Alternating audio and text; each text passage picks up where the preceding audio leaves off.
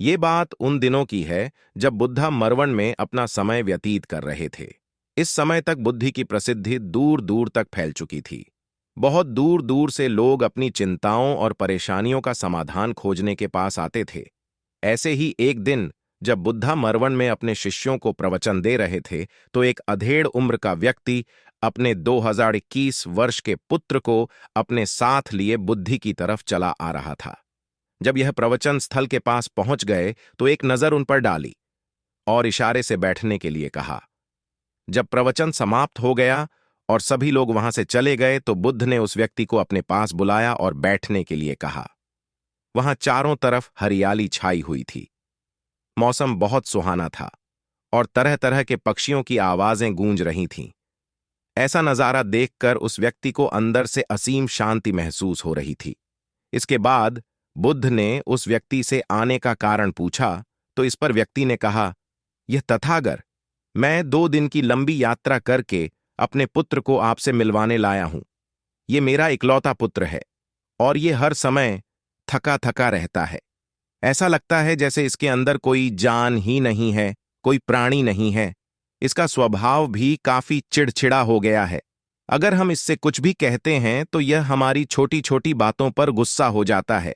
इसके देखने की क्षमता भी उम्र से पहले ही कमजोर हो गई है और इसके बाल भी सफेद पड़ने लगे हैं। इतनी कम उम्र में इतनी बड़ी उम्र का लगना मुझे तो कुछ समझ नहीं आ रहा। किसके साथ हो, क्या रहा है तथागत? मैं अपने पुत्र के स्वास्थ्य को लेकर बहुत चिंतित हूं। जब मैं अपने पुत्र को वैद्य जी के पास लेकर गया तो उन्होंने कुछ औषधि दी और कहा, अपने पुत्र को तनाव कम लेने के लिए कहो। वो अपने दिमाग में बहुत अधिक तनाव लेता है, इसलिए उसकी ऐसी हालत हो गई है। लेकिन मुझे उनके बहुत समझाने के बाद भी तनाव का मतलब समझ नहीं आया। मुझे नहीं पता कि तनाव होता क्या है, ये किन कारणों से आता है और उसे कैसे अपने पुत्र के दिमाग से निकालूं। लेकिन मुझे सबसे पहले तो ये समझना है कि तनाव होता क्या है। इसीलिए तथागत, मैं आपके पास आया हूं। कृपया आप मेरी समस्या का समाधान कीजिए। ये सुन बुद्ध उसके पुत्र को बड़े ध्यान से देखते हैं, उसके चेहरे को देखते हैं, उसकी आंखों को देखते हैं और फिर उसके हाथों की नब्ज को भी देखते हैं। ये सारी विधि करने के पश्चात बुद्ध उस व्यक्ति से कहते हैं, तनाव लेना तो कोई नहीं चाहता, लेकिन फिर भी यह तनाव लोगों के दिमाग को दीमक की तरह पकड़ लेता है और व्यक्ति जान भी नहीं पाता कि वह तनाव में जी रहा है। लेकिन अगर व्यक्ति तनाव के कारणों को अच्छे से समझ लेता है और तनाव के बारे में कोई ऐसा पैमाना बना लेता है जिससे वह जान सकें कि वह कितने तनाव में है, तो वह इस समस्या का समाधान भी खोज सकता है। सबसे पहले तो तुम ये समझो कि तनाव होता क्या है। जब भी कोई व्यक्ति कोई काम कर रहा होता है लेकिन उसका मन कहीं दूर भटक रहा होता है, कल्पनाओं में होता है, तो उसके शरीर और मन के बीच एक दूरी पैदा हो जाती है। यह दूरी जितनी अधिक होगी, व्यक्ति उतनी ही ज्यादा बेहोशी की अवस्था में होता है और शरीर व मन के बीच की इसी दूरी, इसी खिंचाव को तनाव कहा जाता है। आखिर कोई पसंदीदा खेल खेलने के बाद व्यक्ति चुस्ती और प्रसन्नता से क्यों भर जाता है, जबकि उसने तो अपने शरीर को थकाया है। लेकिन समझने वाली बात यह है कि खेलते समय मन और शरीर एक साथ पूरी तरह से उस खेल में केंद्रित होते हैं, जिससे शरीर और मन के बीच दूरी पैदा नहीं होती और कोई तनाव पैदा नहीं होता। और अगर दिमाग में कोई तनाव था भी तो वो भी दूर हो जाता है। लेकिन इसके विपरीत जब हम कोई ऐसा काम करते हैं जो हमें पसंद नहीं है, तो हमारा ससुर तो उस काम को कर रहा होता है, लेकिन हमारा मन कहीं दूर कल्पनाओं में भटक रहा होता है, जिससे शरीर और मन के बीच एक दूरी पैदा हो गई और तनाव ने जन्म ले लिया। कि शरीर का घाव तो भर सकता है, लेकिन मन का घाव कभी नहीं भर सकता। इसीलिए व्यक्ति को दूसरे की खुशी और तरक्की से कभी ईर्ष्या नहीं करनी चाहिए, क्योंकि तनाव का कारण है। इसके बाद बुद्ध ने तनाव का अगला कारण बताते हुए कहा कि आरुषिपूर्ण काम करने से भी मन में तनाव पैदा होता है। जो काम करना हमें पसंद ही नहीं है, जिसका मेन हमारी रुचि ही नहीं है, उस काम में हमारा मन लग ही नहीं पाएगा। हमारा शरीर तो वही बैठा रहेगा, लेकिन हमारा मन कल्पनाओं की उड़ान भरेगा, जिससे शरीर और मन के बीच दूरी पैदा हो जाती है और व्यक्ति तनावग्रस्त हो जाता है। इसीलिए इंसान को हमेशा अपनी रुचि के अनुसार ही कार्य करनी चाहिए। अगर व्यक्ति ने ये पता कर लिया कि उसे कौन सा काम करना पसंद है और वो उसी काम को अपने जीवन का लक्ष्य बना लेता है, तो फिर वो काम उसके लिए काम नहीं, बल्कि खेल बन जाता है। फिर बुद्ध ने कहा, तनाव का चौथा कारण होता है किसी दूसरे से अच्छा रखना। बुद्ध ने उस व्यक्ति की ओर इशारा करते हुए कहा, एक पिता होने के नाते तुम्हारी अपने पुत्र से बहुत सी अपेक्षाएं होंगी कि तुम्हारा पुत्र एक बहुत ही कामयाब इंसान बने, तुम्हारा नाम रोशन करे, जैसा तुम चाहते हो उस तरह का जीवन जिए, तुम्हारी हर बात मानी। लेकिन क्या आज तक कभी किसी की सारी अपेक्षाएं पूरी हुई है? जब भी कोई व्यक्ति किसी दूसरे से कोई अपेक्षा रखने लगता है तो वो अनजाने में अपने लिए तनाव पैदा करने लगता है। जरा सोचो कि अगर तुम्हारा बेटा तुम्हारे अनुसार काम नहीं कर रहा और वो नहीं बन पा रहा जो तुम उसे बनाना चाहते हो, तो निश्चित रूप से तुम्हारे दिमाग को तनाव पकड़ लेगा। तुम तनाव से भरा जीवन जीना शुरू कर दोगे और इस तनाव के बस में आकर तुम ऐसा व्यवहार करोगे, ऐसी बातें करोगे कि तुम्हारा अपने पुत्र के साथ संबंध और भी खराब होता चला जाएगा। इसीलिए व्यक्ति को जितना हो सके उतनी कम अपेक्षाएं दूसरों से रखनी चाहिए, और अगर पूरी तरह से तनाव मुक्त रहना है तो दूसरों से अपेक्षा रखना ही बंद कर दो। इसके बाद बूथ ने कहा कि शारीरिक कष्ट भी इंसान के तनाव का एक कारण होता है।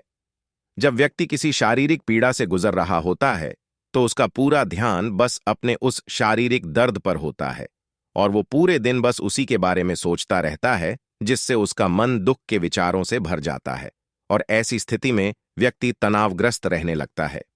यह सुन उस व्यक्ति ने कहा कि हे बुद्ध, शारीरिक दुख तो किसी भी व्यक्ति को हो सकता है, तो फिर क्या हुआ, व्यक्ति जीवन भर तनाव में ही जिएगा। इसका जवाब देते हुए बुद्ध ने कहा कि इंसान को यह बात समझनी चाहिए कि हमारा जीवन दुखों का आधार है। जैसे जैसे हमारा जीवन आगे बढ़ता है, इसमें दुख आते हैं, बीमारियां आती हैं और फिर अंत में मृत्यु भी आती है। तो बीमारियां इंसान के जीवन का अभिन्न अंग है, कोई इनसे बच नहीं सकता। बस किसी किसी के जीवन में ये समय से पहले आ जाती है तो किसी के बाद में पढ़ाती सबको है।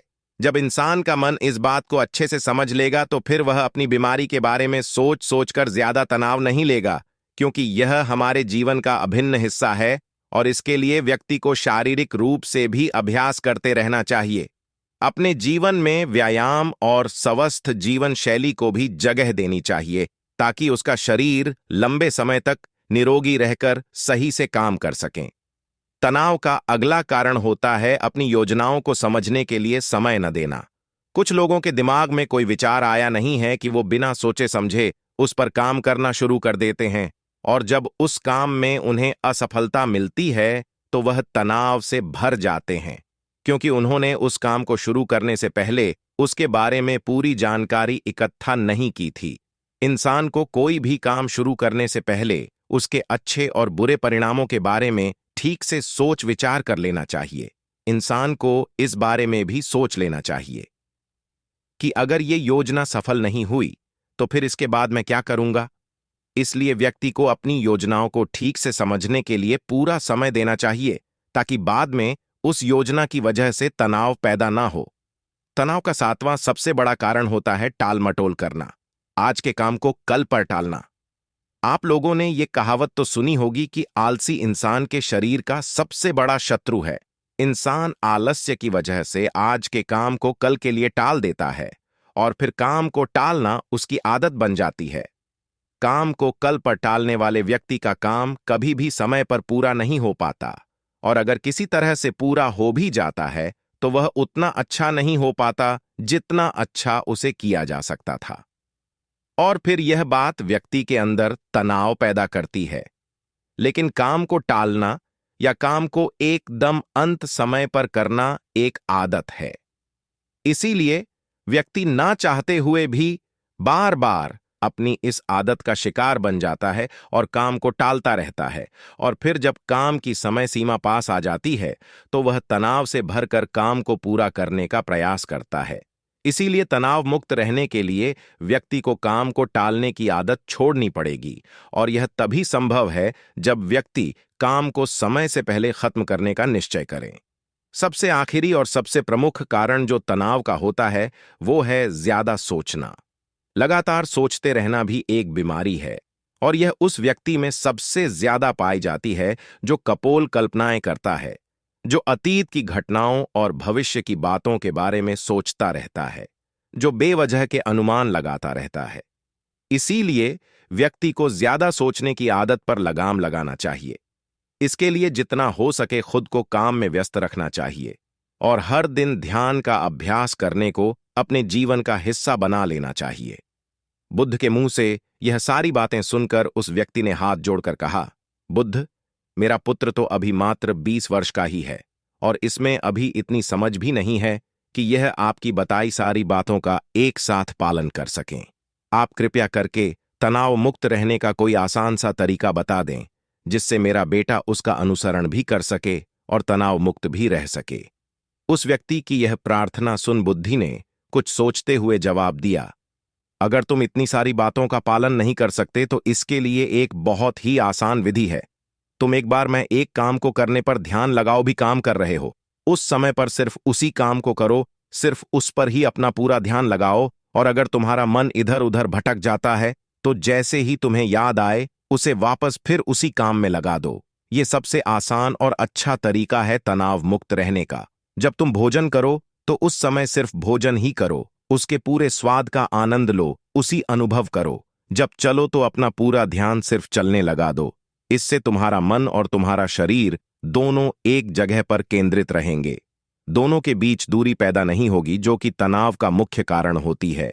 दोस्तों, आज की युवा पीढ़ी एक ही समय पर दो दो तीन तीन काम करने के आदी हो चुकी है, जैसे फोन पर बात करते हुए गाड़ी चलाना, खाना खाते हुए टीवी देखना, ये फोन चलाना, और फिर इनकी शिकायत रहती है कि मैं तनाव में जी रहा हूं, मेरा मन शांत रहता है, मैं चिड़चिड़ा सा हो गया हूं।